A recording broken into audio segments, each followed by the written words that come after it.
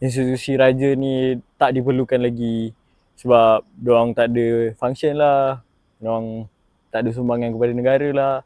They are just costing a lot for the country.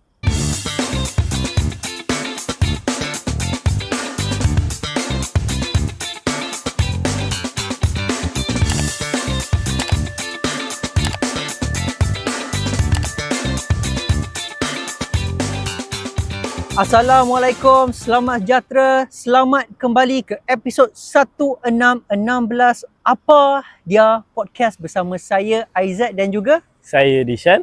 dan Dishan. Di manakah kita pada malam ini? Kita ada dekat tempat yang sama dengan episod sebelum ni.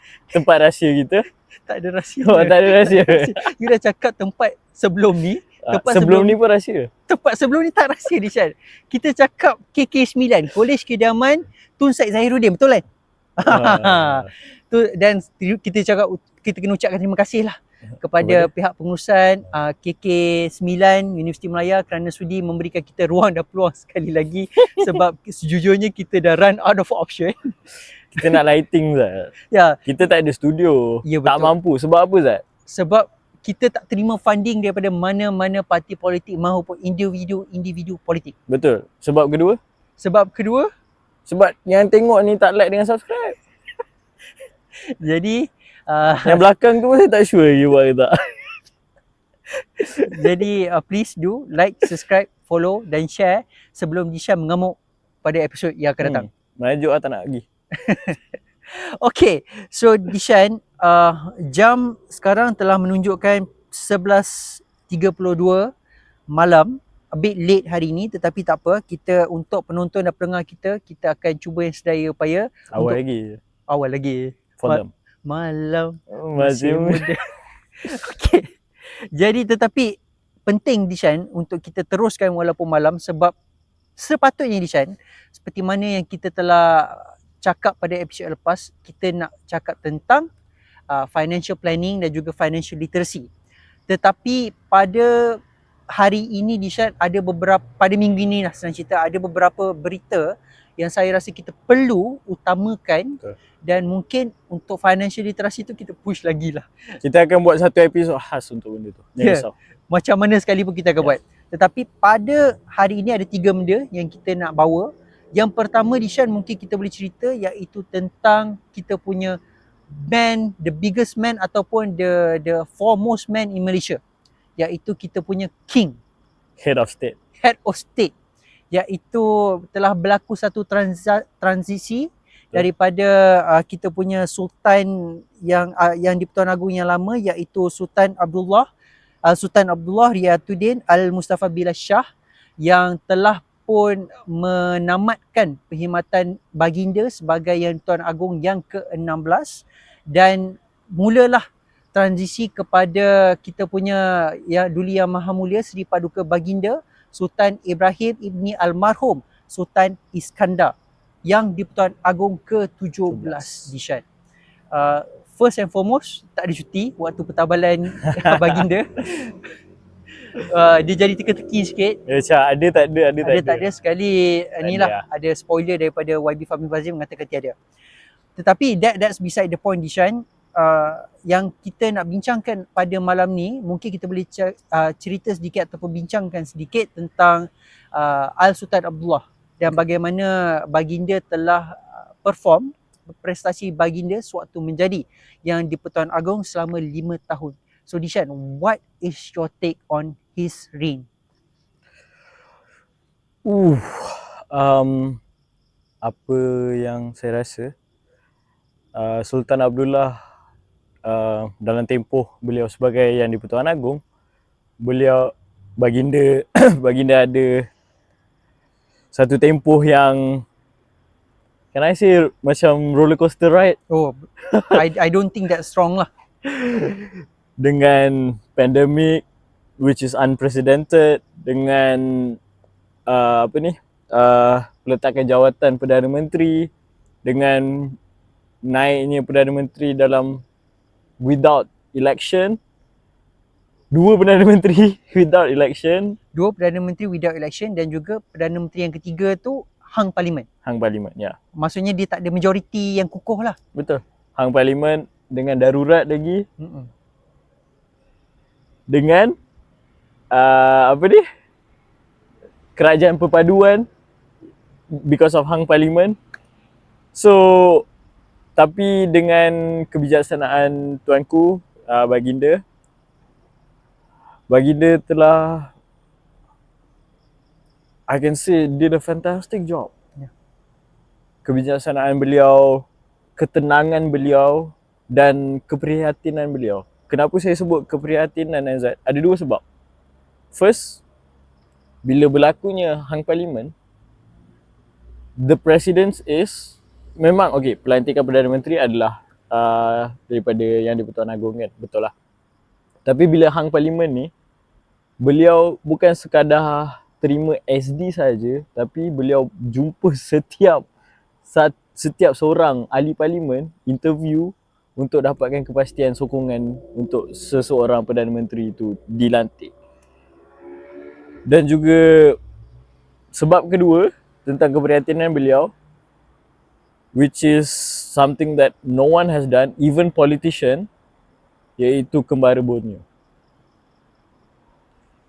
Seringkali I mean, this is always been out there, iaitu Borneo selalu tertinggal berbanding Semenanjung. Dari segi ekonomi, dari segi infrastruktur, dari segi semua. Itu selalu diperkatakan di luar sana. Tapi dengan kembara Yang di-Pertuan Agong pergi jelajah lebih 2000 km kalau tak silap saya, baginda drive sendiri dengan kita boleh nampak gelagat macam mana rakyat di Sabah dan Sarawak, macam mana keterimaan diorang untuk jumpa Yang di-Pertuan Agong ketika itu. Sangat like, wow, it's something very very different. Dan benda tu secara tidak langsung akan menarik perhatian Kerajaan Persekutuan untuk bagi lebih tumpuan kepada Borneo, Sabah dan Sarawak, daripada jelajah Borneo. Dan juga lagi satu sebab sekarang ni without sokongan daripada Sabah Sarawak, Kerajaan Persekutuan akan goyang jugalah. Yeah. So ada dua sebab yang kukuh kenapa Kerajaan Persekutuan kena bagi perhatian lebih kepada Sabah dan Sarawak. Dan saya rasa yang trip tuanku ke situ dengan family-nya, kita ada Permaisuri Agong dan putera-putera dan puteri juga pergi ke situ,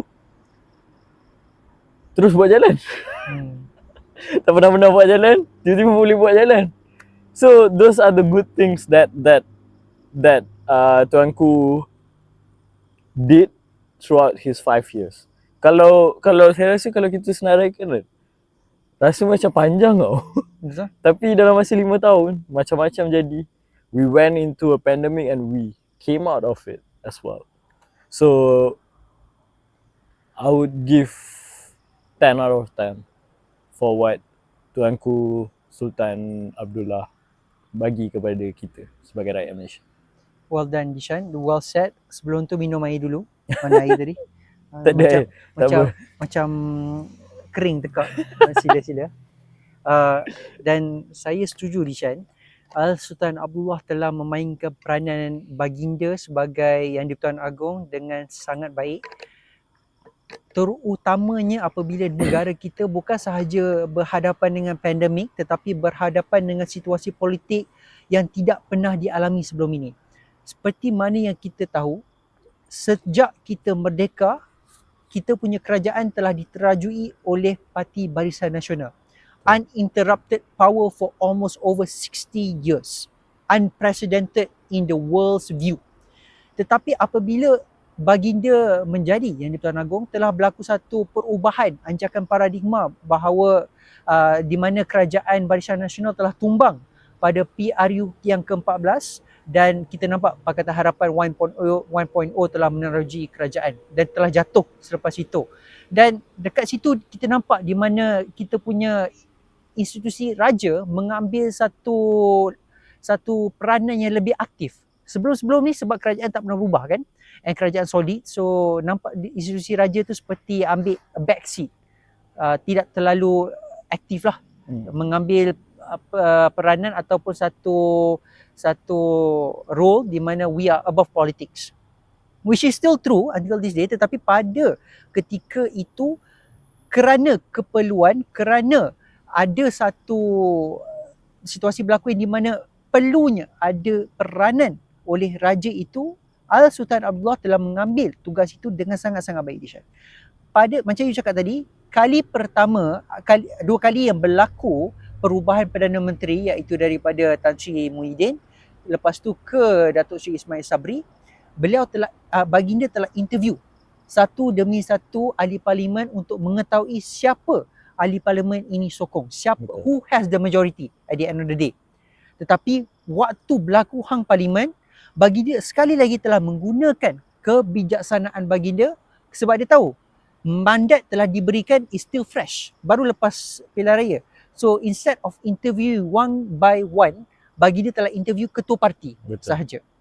Dan kita nampak dekat situ, benda ni tak pernah berlaku. So apa yang baginda buat itu akan menjadi presiden untuk Sultan Ibrahim dan juga semua yang di Tuan Agong selepas ini. Dan untuk create presiden nation bukan senang. Betul. Walaupun saya pernah kata dalam episod ni bahawa saya tidak senang dengan SD dan juga apabila istana terlalu masuk campur dalam hal ni, saya masih berpendirian bahawa kita tidak sepatutnya meletakkan istana di dalam satu polemik begini, sebab again, istana, if you put istana in this kind of situation, it will open the institusi kepada kritikan, dan juga ini perlu dielakkan. So the best way is of course confidence vote dekat parlimen. Let everything settle man to man dalam parlimen. Tetapi apabila keadaan memerlukan kebijaksanaan istana, this is the perfect example that has been given to us by Al-Sultan Abdullah. And he will go down in history, I would say, sebagai salah seorang yang di-Pertuan Agong yang paling terbaik di dalam sejarah negara kita. Betul. Saya setuju sangat-sangat, dan impak yang Sultan Abdullah telah berikan telah mendiamkan orang-orang yang sebelum ni persoalkan tentang apa fungsinya institusi raja-raja di Malaysia. Sebab sebelum ni kalau kita nampak adalah kritikan-kritikan, oh, institusi raja ni hanya seremonial, hanya untuk istiadat saja. Hanya kalau dah ada Perdana Menteri, hanya melantik secara seremonial saja. Tak ada apa-apa contribution kepada negara. Banyak debat-debat yang berlaku di banyak social media lah, terutama di X. so daripada situ Zat, kita nampak betapa tenang dan tak tahu macam mana nak cakap, but Sultan Abdullah, walaupun apa yang beliau hadapi tu luar biasa berbanding pada YDP sebelum-sebelum ni, tetapi beliau tenang dan beliau sedar beliau perlu ambil keputusan, dan beliau telah menjalankannya dengan sempurna. Dan juga lagi satu Zat, setahu saya tak pernah lagi lah mana-mana pertabalan yang di Pertuan Agong ataupun apa term dia, kalau habis tenure tu, habis tenure lepas OIDP habis 5 tahun, tak pernah lagi lah saya tengok like rakyat Malaysia beri tumpuan yang begitu meriah untuk seseorang sultan untuk habis tenure, bila habisnya tenure, dan juga untuk sultan seterusnya ditabalkan sebagai YDP Malaysia. This I would say the first time.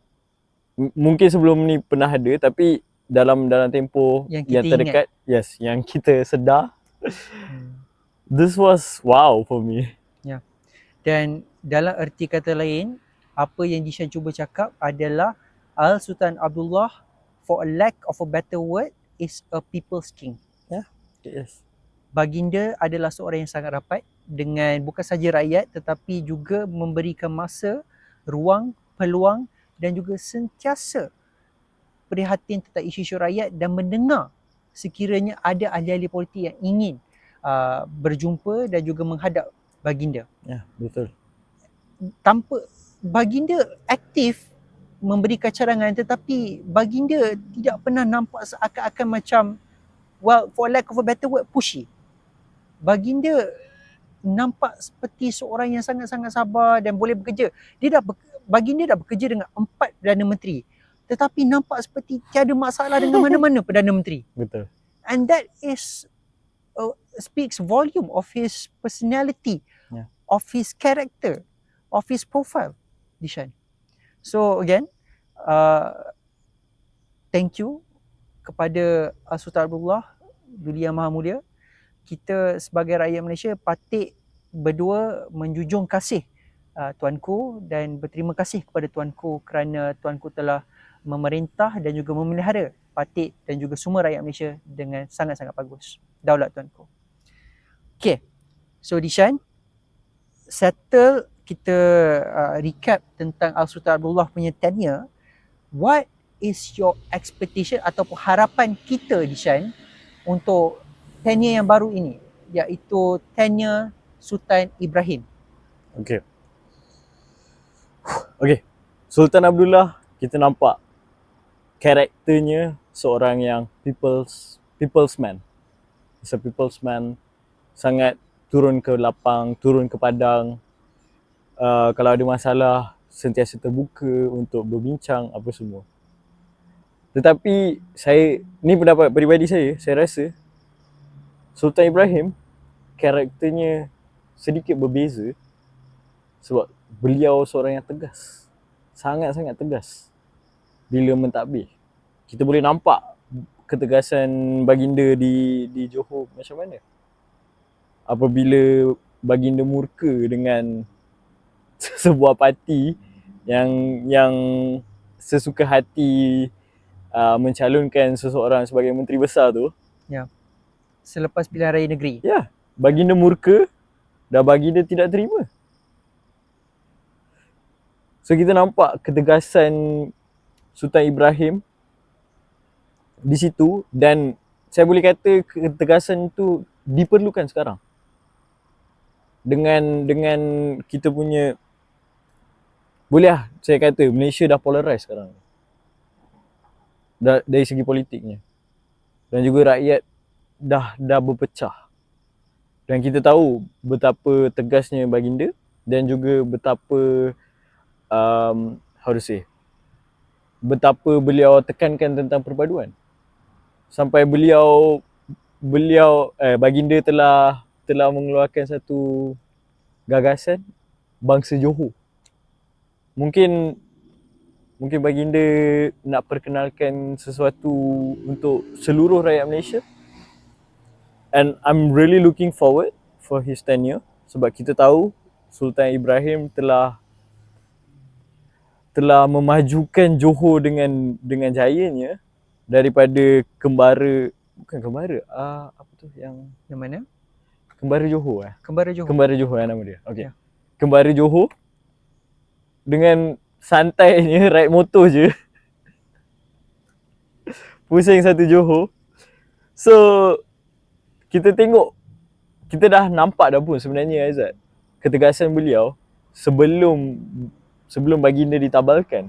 Baginda telah meminta SPRM dan juga beberapa agensi kerajaan, Suruhanjaya kerajaan, kalau boleh Report directly kepada baginda. Kat situ nampak dah baginda memang nak ketulusan dan juga ketegasan beliau kat situ. There's no room for corruption kind of person. So kita mengharapkan baginda dapat menjalankan, ni harapan peribadi saya lah, kita hapuskanlah korupsi di Malaysia. Kalau tak dapat hapus, obviously it's close to impossible untuk capai zero, tapi untuk kurangkan amalan korupsi kat Malaysia. Good one, Dishan. Untuk pihak saya, apa yang saya nampak apabila berkata tentang Sultan Ibrahim, saya nampak baginda ni, kalau tadi Sultan Abdullah saya mengatakan baginda adalah people's king, untuk Sultan Ibrahim saya mengatakan bukanlah baginda bukan a people's king, tetapi dalam masa saya lebih gemar mengatakan beliau adalah no nonsense king. Ya. Dia baginda tak akan terima apa-apa benda-benda yang mengarut daripada mana-mana pihak. Itu adalah baginda. Dan kalau tengok pun memang nampak baginda memang tegas, tetapi dalam masa yang sama Dishan, apa yang kita boleh expect adalah memang kita boleh expect kemajuan akan banyak tertumpu kepada Johor. Itu benda biasa. Mana-mana sultan yang menjadi yang Tuan Agong akan mahukan something untuk negeri baginda. Betul. Jadi that is normal, kita dah nampak dah dengan special economic zone, dan juga ura-ura bahawa HSR is back, will be back, walaupun banyak benda perlu diperhalusi dengan anggaran lebih kurang 100 bilion yang akan dibelanjakan sekiranya projek itu kembali semula. Tetapi dalam masa yang sama Dishan, ada juga beberapa perkara yang mungkin saya tak berapa gemar. Bukanlah sebab apa, tetapi itu memang pendirian saya. Contohnya Dishan, seperti mana yang you cakap tadi, iaitu baginda ada menyatakan hasrat baginda untuk SPRM kembali ataupun terus report directly kepada yang di Tuan Agong. Saya bukan saja yang Tuan Agong, tetapi dalam format sekarang iaitu SPRM report directly to Prime Minister pun saya tak setuju. My point being, personal opinion saya, SPRM perlu directly report to Parliament. Dia tak boleh report kepada seorang orang. Dia perlu report kepada a few people daripada latar belakang yang berbeza, daripada parti politik yang berbeza. Sebab SPRM adalah berkaitan dengan rasuah. It is important untuk badan yang mengawasi rasuah mereport ataupun melaporkan kepada orang yang betul supaya transparansi tu ada. Bukan nak kata yang di Pertuan Agong tidak ada transparansi, tetapi again, saya tak berapa gemar untuk istana dilibatkan dalam isu-isu yang membolehkan mereka dipersoalkan. Itu again, my stand is institusi raja tidak patut dipersoalkan dan tidak patut diletakkan di dalam posisi yang boleh dipersoalkan. So that's my personal stand. Tetapi again, other than that, saya merasakan Sultan Ibrahim punya tenure akan menjadi satu tenure di mana there will be less nonsense, dan saya tak rasa mana-mana Perikatan Nasional akan cuba untuk pergi ke istana dengan membawa SD anytime soon. I think the message is clear. 5 tahun Anwar Ibrahim akan fulfill dia punya tenure under Sultan Ibrahim. Hopefully. Yeah. Okay. Anything else about Sultan Ibrahim? I think that's it from my side, Dishan. I have a question. Okay. Kita selalu dengar Zat, ataupun selalu baca lah dekat social media kan, yang orang akan cakap institusi raja ni tak diperlukan lagi sebab diorang tak ada function lah, diorang tak ada sumbangan kepada negara lah, they are just costing a lot for the country. Itu argument di banyak platform social media. Bukan awak punya kepercayaan Bukan. Setia kepada negara dan juga raja? Yes. Bagus. Saya rasa saya pernah how to say, kind of influenced by reading those. Pernah lah. But then lepas tengok tenure Sultan Abdullah, I think they should stay. Okay? Tapi let's go back to the argument. Daripada situ Azad, saya tak nak tanya pendapat Azad whether you believe they should stay or not. Tapi saya nak tanya dari sisi undang-undang, boleh ke kita remove them? Maksudnya institusi raja tu kita hapuskan. Boleh ke macam, I don't know, like esok ubah konstitusi negara, hilang. But then I want your answer after a short break. Bagi saya masa untuk tengok dulu skrip. Okay, see you.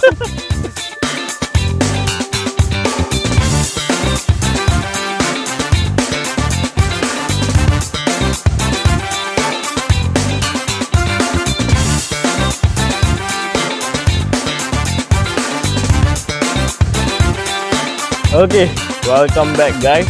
Tadi kita tinggalkan dengan satu soalan yang panas. Cepumas. Sebab selalunya bila berbincang tentang yang di Pertuan Agong ni, selalu orang akan try to play nice ataupun be safe, on the safe side. Tapi kita, we want the real argument here. Okay? So saya ulang balik lah soalan saya, Azad. Ada argument selalunya dekat social media kalau kita tengok, orang akan selalu persoalkan fungsi Raja-Raja Melayu ni. Jadi soalan saya, bukannya apa fungsi diorang, tapi boleh ke kita buang Raja-Raja Melayu? Kalau esok contohnya kerajaan Madani decide kita tak perlu dah Raja-Raja Melayu dekat Malaysia, so kita boleh ubah constitution ke, tak tahu, somehow you are the law expert, kita buang diorang, boleh ke? Good question, Ishan. Sebab question ni, soalan ni saya rasa bermain di banyak fikiran orang ramai.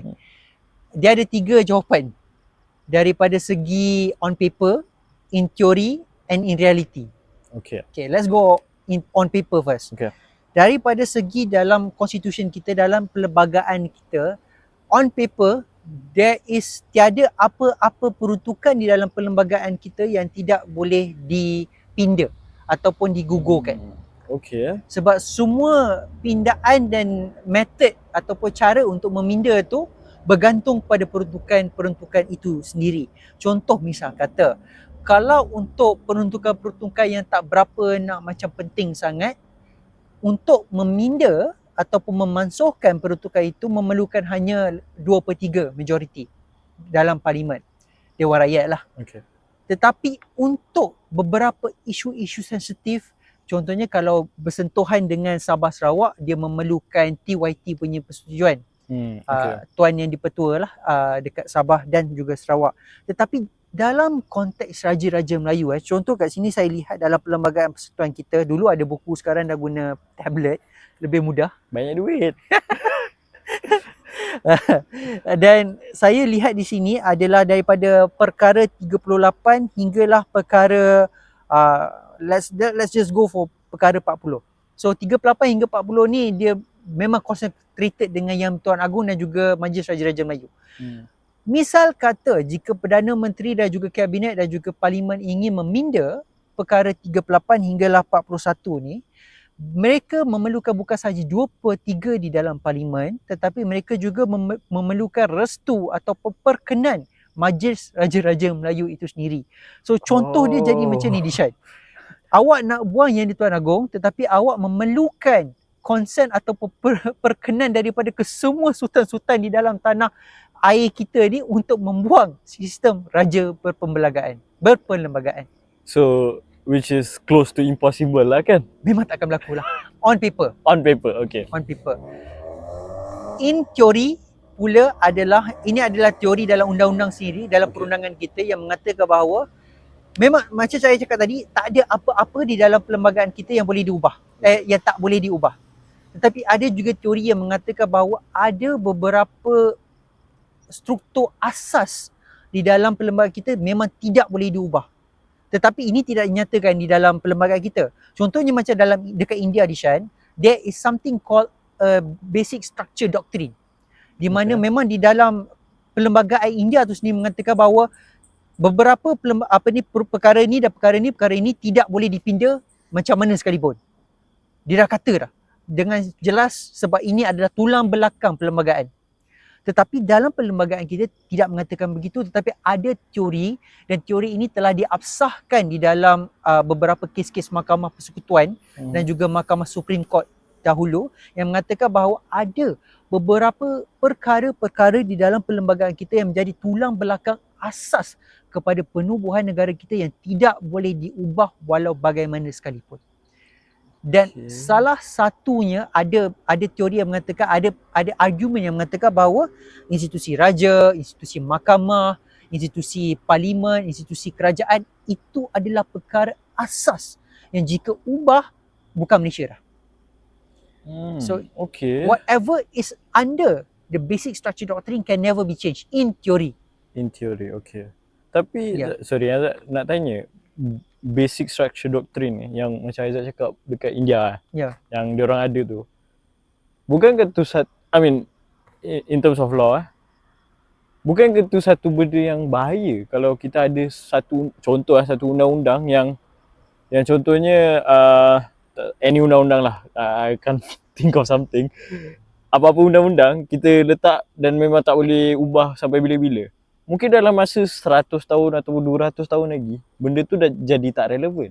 Contohnya, isn't that something harm for evolution ataupun pembangunan ke apa ke?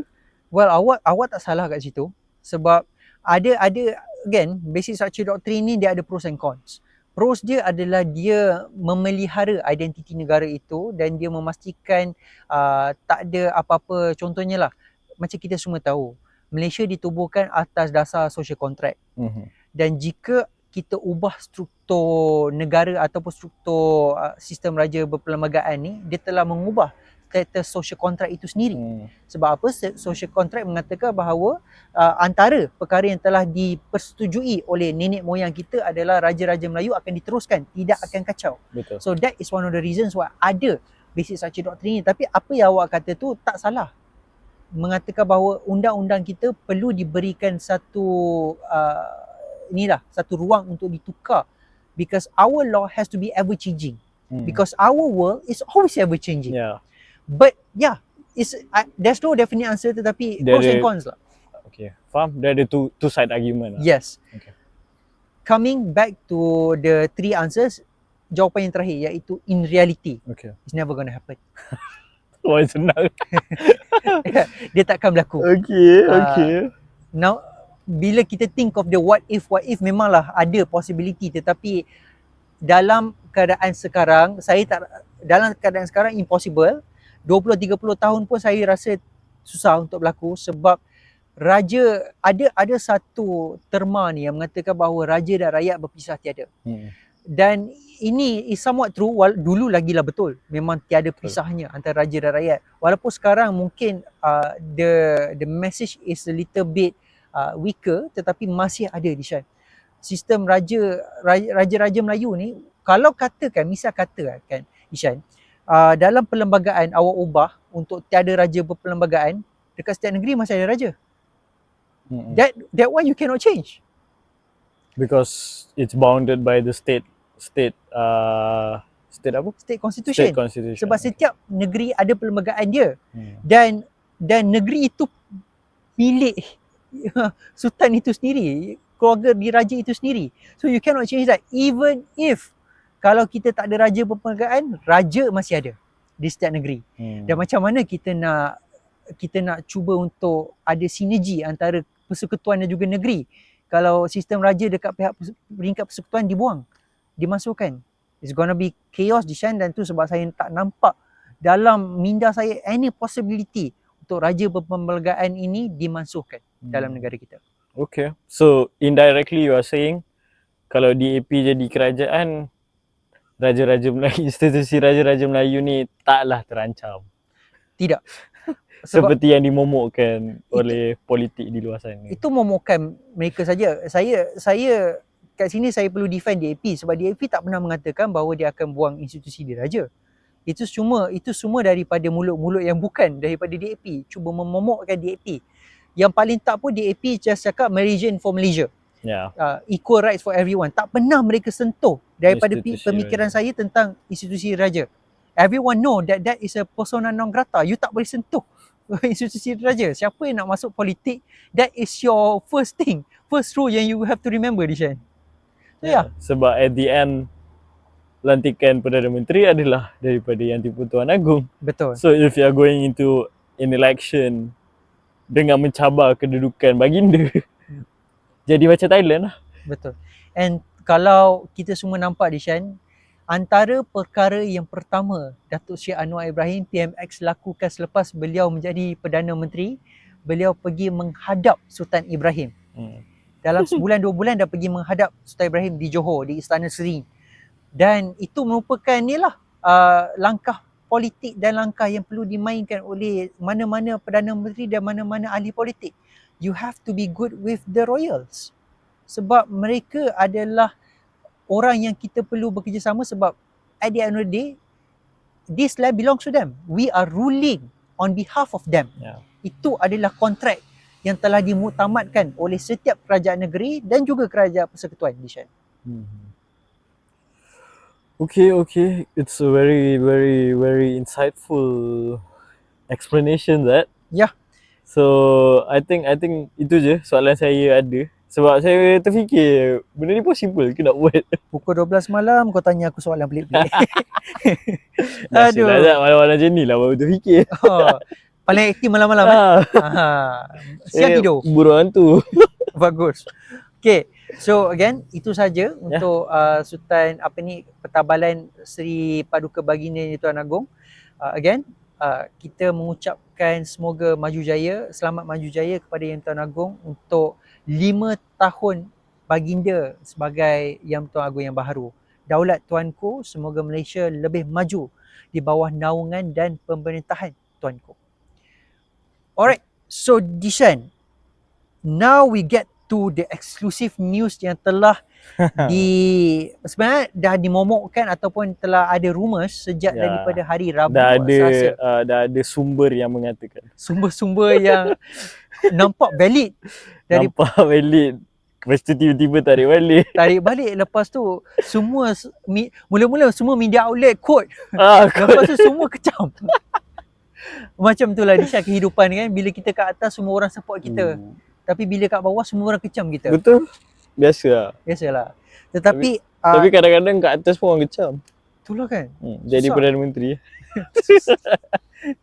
Jadi Dishan, untuk mana penonton dan pendengar kita yang tidak faham apa yang kita cuba sampaikan sebentar tadi, ini adalah berkaitan dengan kes pengampunan Datuk Seri Najib Bosku yang telah dikabarkan mendapat pengampunan penuh pada Selasa atau Rabu yang lepas oleh utusan Malaysia.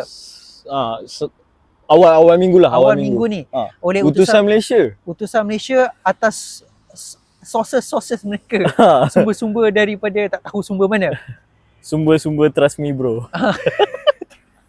Trust me bro. Dan inilah disangkal kebenarannya. Dan pada hari ini, semalam pun ada CNA telah CNA dah keluar awal. Sources dia juga. Ada sumber yang mengatakan. Tapi sources ni betul. Ended up betul lah. Ended up betul.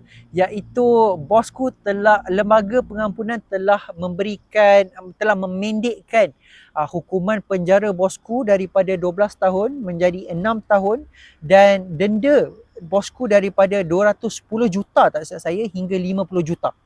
Which is more or less 50% discount lah. More or less. So Zat, saya ada satu soalan Zat. Ya. Pasal benda ni. Saya ada dua soalan sebenarnya. But I'll go with the first one first. Tadi Aizat cakap lembaga pengampunan yang beri the discount lah kan, the 50% pengampunan tu. So adakah lembaga pengampunan yang bagi ataupun yang di-Pertuan Agong yang bagi? Okay. Thank you for pointing it out. My mistake, my apologies. Bukan lembaga pengampunan yang bagi. So bukan. Dia adalah sebab kuasa pengampunan ini adalah prerogatif. Prerogatif maksudnya adalah kuasa ataupun budi bicara iaitu yang di-Pertuan Agong dalam kes ini. Seperti dekat sini suka cerita untuk saya bawa ke perhatian semua pendengar, penonton kita dan juga Dishan. Di bawah kita punya perkara 42 dalam perlembagaan kita menyatakan bahawa Yang di-Pertuan Agong mempunyai kuasa untuk mengampunkan segala kesalahan, tak kisahlah dekat court martial atau court askar dalam kes ini ataupun court biasa, untuk negeri-negeri beliau sendiri Yang di-Pertuan Agong, dan mana-mana negeri yang jatuh di bawah federal territories iaitu wilayah persekutuan, dan juga mana-mana negeri yang tiada agung ataupun tiada sultan. Tiada agung pula, tiada sultan ataupun tiada yang di-Pertuan negeri. Iaitu contohnya macam Pening, Melaka, Sabah, Sarawak. Dan maksudnya kat sini semua teritori ini, semua kawasan ini Yang di-Pertuan Agong mempunyai kuasa budi bicara untuk memberikan pengampunan. Tetapi dia datang dengan but dia iaitu perlu dengan satu nasihat yang diberikan oleh lembaga pengampunan. I Maksudnya see. kuasa ini adalah kuasa budi bicara tapi dia bukan kuasa budi bicara mutlak. Maksudnya dekat dalam kita punya perlembagaan sendiri mengatakan bahawa Yang Pertuan Agong perlu menerima dan mendengar nasihat daripada lembaga pengampunan. Okay. Dia Okay. dia seakan-akan macam inilah lantikan menteri. Lantikan menteri adalah kuasa budi bicara Yang Tuan Agong atas nasihat Perdana Menteri. Lebih kurang macam tu. Okay. Saya ada soalan susulan sebelum soalan kedua. Okey. Banyak soalan ni. Saya ni ke? Saya tetamu. Pakar undang-undang. Okey. Okey, nanti ada pakai ekonomi, nanti episod ekonomi memang aku tibai kau. Okey, sila. Okay, soalan susulan saya. Ada orang, I mean, saya pernah baca lah, ada orang kata Perdana Menteri sebahagian daripada lembaga pengampunan ni. Betul ke? Tidak. Tidak. Sebelum ni, okey, saya baca komposisi Okey. lembaga pengampunan. Lembaga pengampunan Ingat lah. ada 5 orang. Ingat lah. Oh, kita dah study bos. Baik. Oh. Lembaga pengampunan ada 5 orang. Tetap. Iaitu yang pertama adalah Peguam Negara. Atau mana-mana wakil Peguam Negara yang telah diberikan mandat oleh Peguam Negara itu sendiri. Yang kedua adalah Menteri Wilayah ataupun Chief Minister. Maksudnya katakanlah kalau awak lakukan kesalahan dekat Selangor, maksudnya lembaga pengampunan ni akan menasihati Sultan Selangor. Okay. So dia Chief Minister kat situ. So dalam konteks wilayah persekutuan kita tak ada Chief Minister. Sorry Azad. Ya. Maksudnya kalau buat kesalahan dekat Selangor, Ha. Menteri Besar Selangor lah dalam Lembaga lembaga pengampunan pengampunan. tu. Okey, okey. Tetapi yang memberikan pengampunan adalah Yang di-Pertuan Agong. Sultan Selangor. Ni, kat untuk Selangor. Ya. Untuk Selangor. Sultan Mana-mana negeri yang ada sultan Sultannya itulah ada yang lagi. akan memberikan pengampunan. I see. Tetapi lembaga pengampunan tu akan berubah sikit lah dia punya struktur. So, kita ambil balik konteks tadi. Okey. Pertama adalah Peguam Negara. Yang kedua adalah Chief Minister, Ketua Menteri. Kalau kat Selangor, Menteri Besar Selangor. Kalau dekat Penang, Ketua Menteri Penang. Tetapi kalau dekat wilayah persekutuan, dia akan jatuh bawah prerogatif Menteri Wilayah Persekutuan. Tetapi saya faham mana datang soalan awak. Sebelum ni Anwar Ibrahim. PMX. Sebab dia yang pegang. Sebab waktu tu tak ada Menteri Wilayah. Betul, faham. We will come to this later. Saya nak poke sikit dekat situ. Dan 3 orang lagi adalah lantikan Yang Tuan Agong. So 3 orang lagi memang kita tak tahu siapa dalam I kes see. ni. Sebab itu adalah satu rahsia lah. Dalam kes ni kita cuma tahu 2 orang lah, iaitu Peguam Negara dan juga YB Dr. Zaliha. Sebab yang saya faham dulu, Perdana Menteri sebahagian daripada tu. Apa yang saya tengok lah daripada netizen kan. So saya punya soalan tadi sebenarnya kenapa Dr. Zaliha yang cakap kena tunggu kan. So saya macam kenapa dia ni yang bagi statement dia ada ke dalam tu. Sebab dia dah ambil alih tugas PMX. Okey. Sebab kesalahan itu berlaku di wilayah persekutuan. Tapi Azad, contohnya saya nak tanya, kalau contoh saya buat kesalahan let's say rasuah lah kan contohnya. Lepas tu saya buat kat Selangor lah contohnya. Okey. Lepas tu dia naik High Court dulu lah. Okey. High Court dulu kan. High Court lepas tu Court of Dia Appeal. tengok berapa banyak awak ambil duit tu lah. Okay lah, let's say banyak lah. Ah. Let's say 2.6 bilion lah. Okay. So Bosku saya 2.0. Bosku 2.0. saya tak tahu.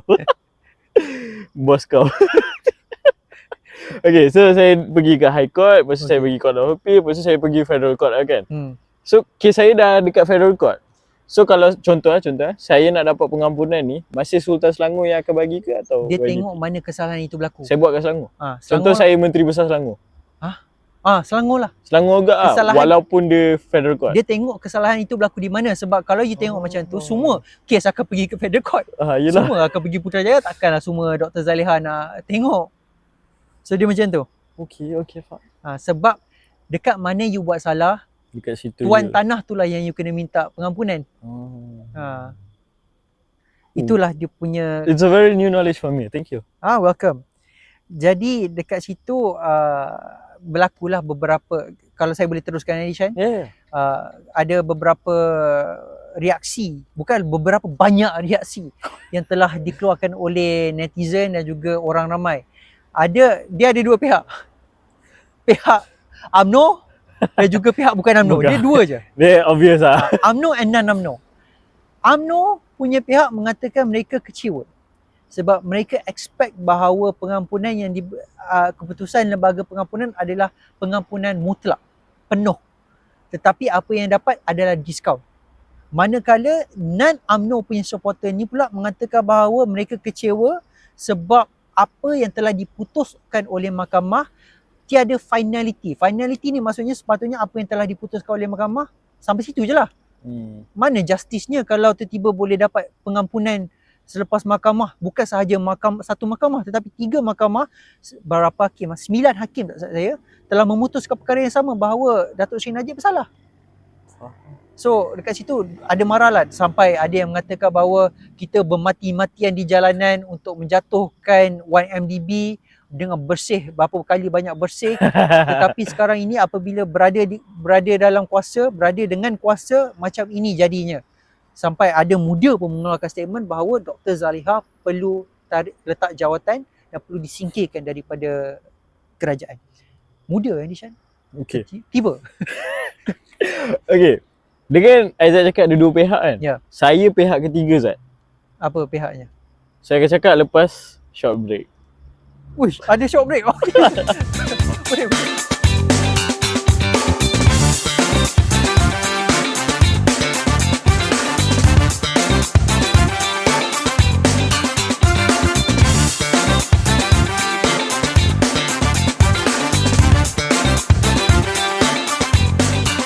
Alright guys, welcome back. Selamat kembali. Tadi Dishan live telah tinggalkan kita semua dengan cliffhanger. Nampaknya Dishan sekarang gemar dengan cliffhanger. Malam-malam ni perangai pelik-pelik. By the way, nice shirt. High Council. Thank you. Lambat perasan ke? Perasan dia tadi. Tapi ada beberapa perkara yang lebih penting daripada tu baju. tu.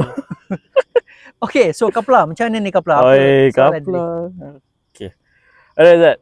Tadi saya tinggalkan dengan tergantung kan.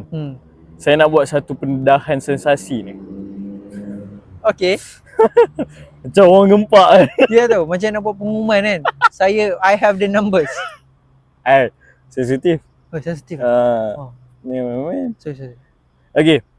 So Zat, pagi tadi ke tengah hari tadi macam tu, tengah hari kot, lembaga pengampunan telah mengeluarkan kenyataan rasmi yang telah disiarkan secara rasmi di platform-platform rasmi.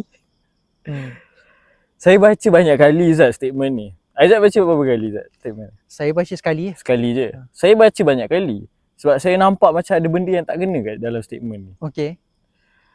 So Zat, saya nak baca balik okay, kalau untuk korang boleh je cari kat mana-mana statement ni and korang baca part yang dia orang bold. When Dishan cakap statement tu, ini adalah kenyataan rasmi lembaga pengampunan lah kan? Ya betul. Okay. Kenyataan rasmi lembaga pengampunan bagi wilayah-wilayah Persekutuan Kuala Lumpur, Labuan dan Putrajaya kali ke-61. Baca yang penuh sekali. Oh, bagus. Bertarikh 2 Februari 2024 dalam kurungan Jumaat. Okay. Senang dia nak search. Bagus mukadimah ni. Alright. So bahagian yang di boldnya, okay, saya baca ayat dia.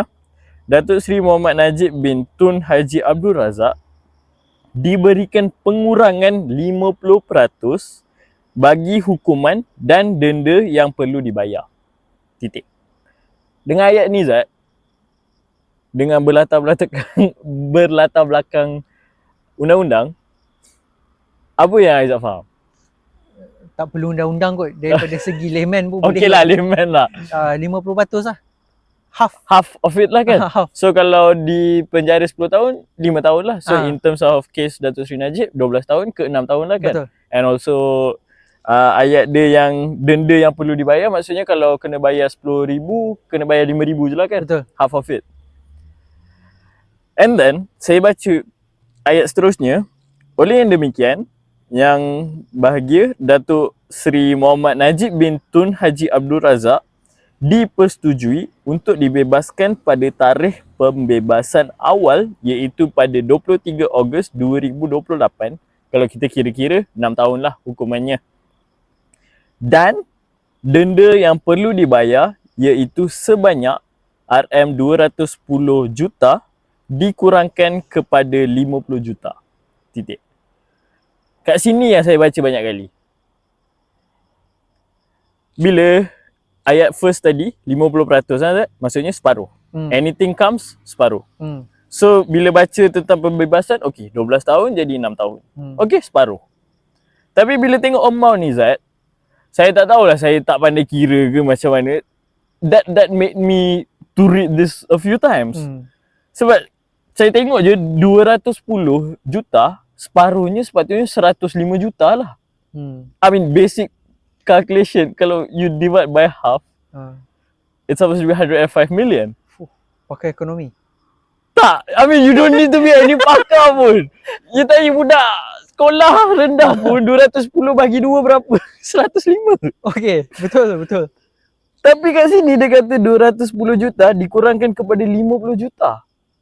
And tadi kita kira on the break, it's more than 70%. Yeah. This doesn't sound 50% to me. So, di mana silapnya Zat? I mean, saya tak tahulah saya salah tafsir ke, saya salah baca ke. Sebab saya baca banyak kali, itu apa yang saya faham.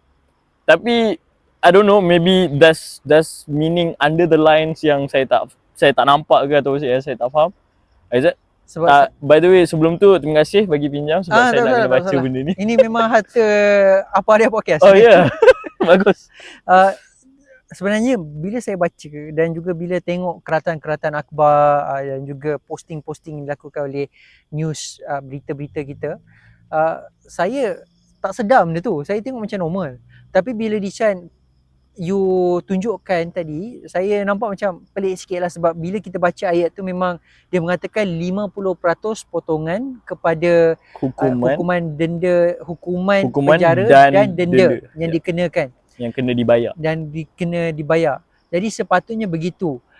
Dan saya rasa ini merupakan, saya tak nampak mana-mana news outlet yang pick up benda ni.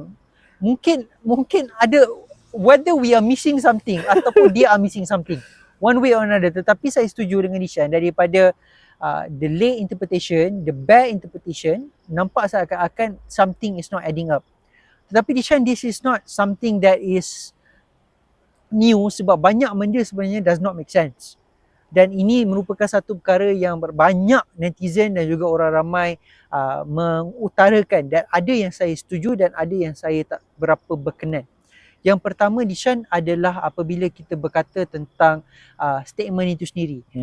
Contohnya macam ada beberapa individu, contoh macam Khairi, KJ telah menyatakan bahawa that kenyataan rasmi tidak memadai.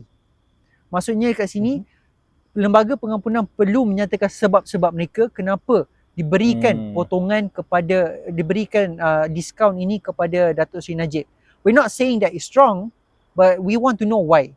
Ya, atas sebab apa kan? Ya, betul. Itu yang pertama. Yang kedua, yang ini memang saya tidak boleh nafikan. You tak rasa ke macam kes ini mirip seperti kes DNAA Datuk Seri Zahid? Dia macam the same playbook Dishan. The same. Sesuatu perkara yang memang tidak popular, berlakunya transisi power, peralihan kuasa. Sebelum ini adalah AG kita, Peguam Negara, tiba-tiba Peguam Negara lama yang luluskan, Peguam Negara baru cakap saya tak tahu apa-apa. Sekarang ini berlaku perkara ini suatu peralihan kuasa yang di Tuan Agong kita. Then this raises a lot of question. Dan orang yang perlu dipertanggungjawabkan sekarang, ramai mempertanggungjawabkan kepada tanggungjawab ini adalah kepada Dr. Zaliha. Kerana beliau merupakan salah satu lembaga pengampunan. Jadi nak target orang lain tak boleh. Ramai orang yang marah kepada dia lah, contohnya macam saya cakap tadi, muda, dan ramai lagi orang. Dan yang ketiga Dishan, yang ini adalah a bit cryptic juga, adalah kenyataan yang telah dikeluarkan oleh Ketua Pemuda UMNO, YB Dr. Akmal Saleh. Dan saya baca kenyataan ini word by word. Dia tak mengatakan sesiapa. Tak apa. Tak apa. Saya dah beralih kepada phone pula. Okey, bagus.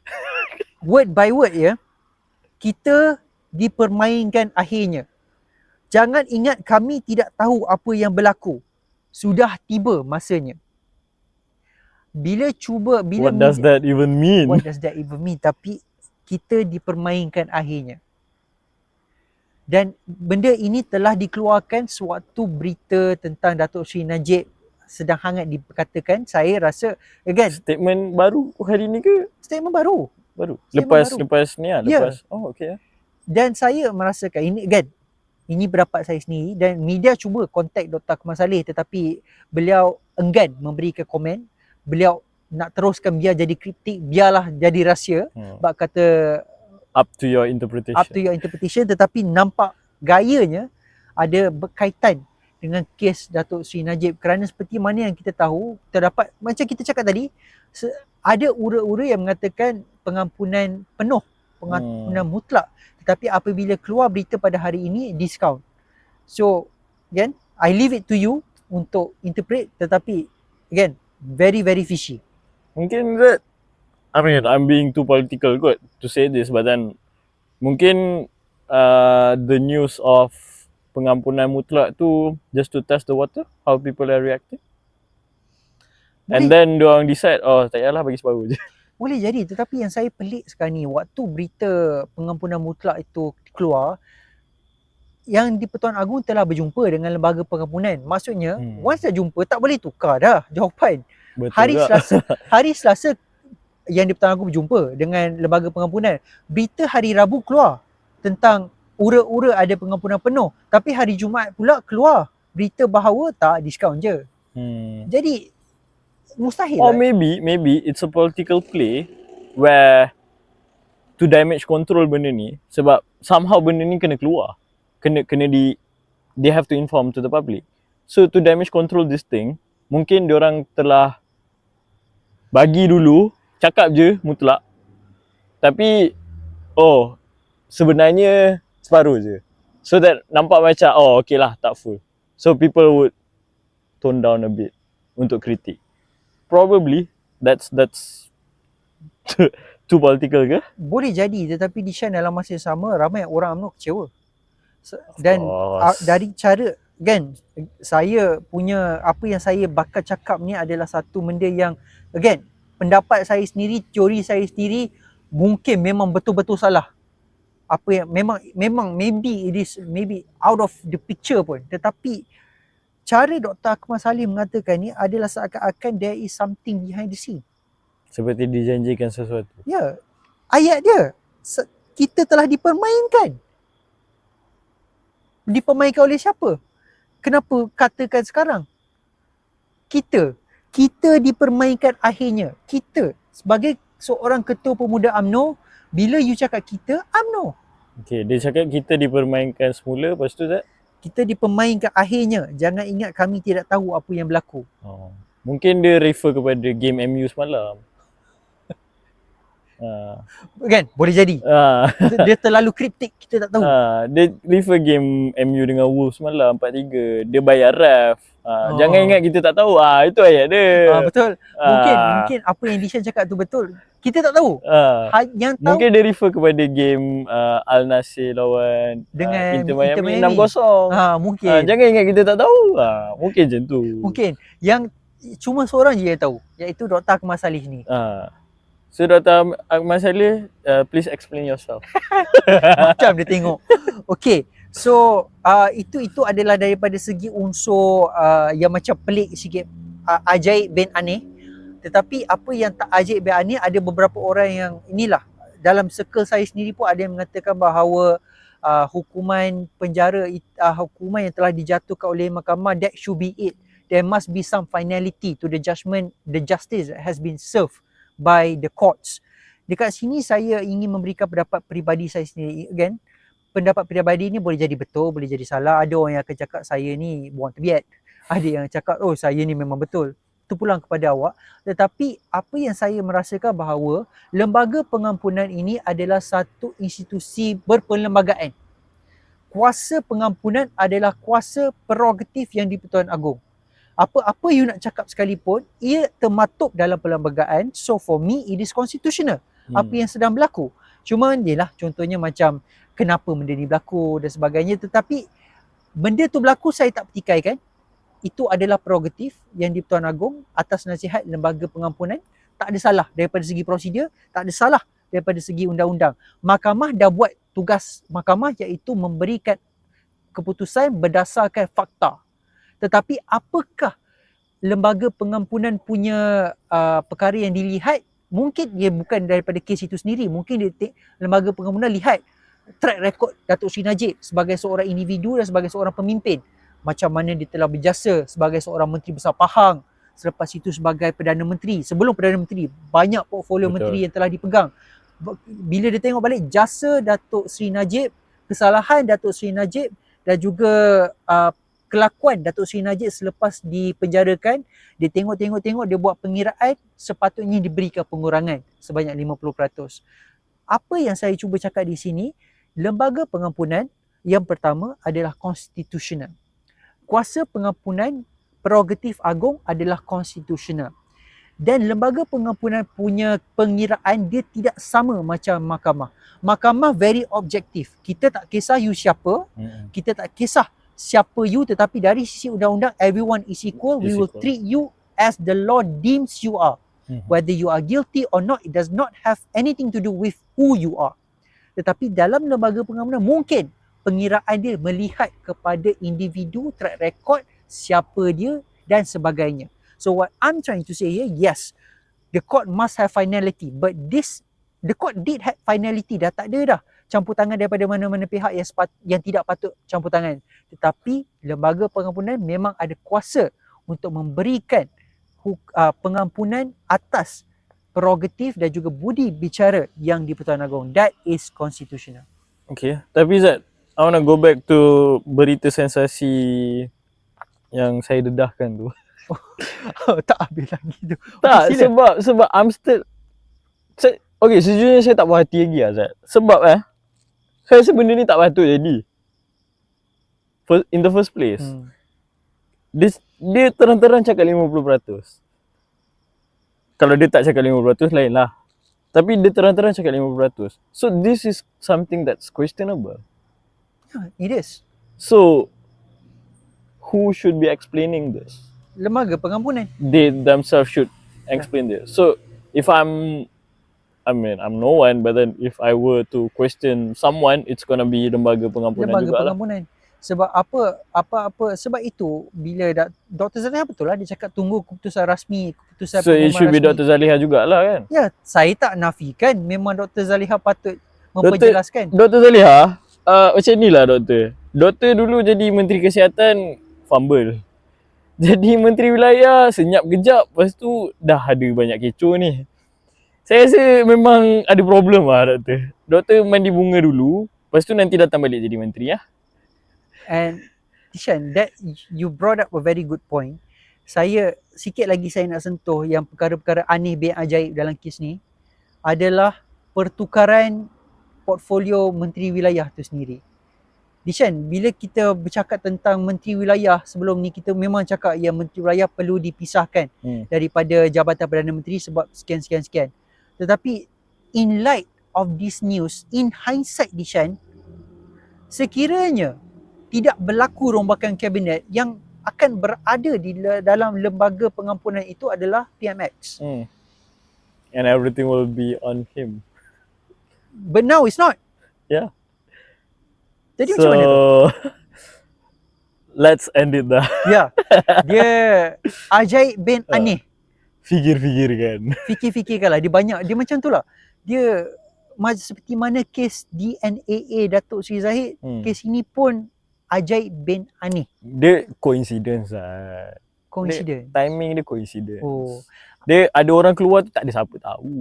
Macam tiba-tiba Saya dah menyatakan tadi 4 perkara yang aneh ya Dishan. Dalam ada orang yang pernah mengatakan kepada saya Dishan, if there is only one thing, it's nothing. If it's two things in the same thing, is a coincidence. If it is third thing, is starting to look weird. Kalau ada 3 perkara, tapi kalau ada 4 perkara, there is a pattern. Kita tengoklah macam mana Dishan. probably. Okay, jadi saya rasa itu saja. Tetapi apa-apa sekalipun, kita faham kemarahan dan juga frustration rakyat Malaysia. Tetapi dalam masa yang sama, kita perlu keep calm. Kita perlu rational dekat sini. apa-apa sekalipun jangan melampaui batas Okay.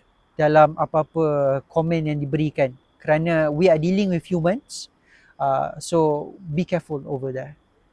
So yeah, Dishan. Ya, dan juga sedikit pesanan daripada saya, belajarlah mengira. Masih.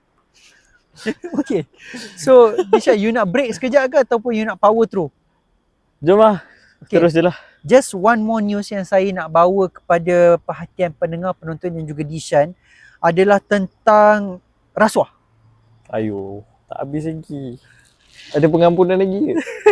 Tak ada. Tak ada. Ini adalah tentang prestasi Malaysia dalam indeks rasuah, Dishan. Okay. Iaitu pada tahun ini, dalam survey yang terbaru, Malaysia telah mencatatkan mata lebih 50 mata. Sebelum ini bawah 40, bawah 50. Senang cerita, kalau bawah 50 baik, kalau atas 50 baik, kalau bawah 50 kurang memberangsangkan. Okay. Dan kita pada 3 tahun berturut-turut sebelum ini telah mencatatkan mata bawah 50. Pada tahun ini kita telah naik atas 50, tak silap saya 51 mata, dan juga ranking indeks rasuah kita telah naik beberapa anak tangga. Dan ini telah membawa beberapa berita yang mengatakan bahawa SPRM juga mengatakan bahawa kita akan memperbaiki lebih lagi daripada pencapaian yang baik ini. Dan ini, Dishan, akan memberikan persepsi bahawa the fight against corruption yang telah dibawa oleh Datuk Seri Anwar Ibrahim tentang ketirisan, korupsi, melawan segala tata kelola melawan segala binatang ini merupakan, well, it looks as if it is not just any hocus pocus on his side, dan dia actually ambil serius tentang perkara ni. Tapi in light of the news that we just got just now about Datuk Seri Najib, dia macam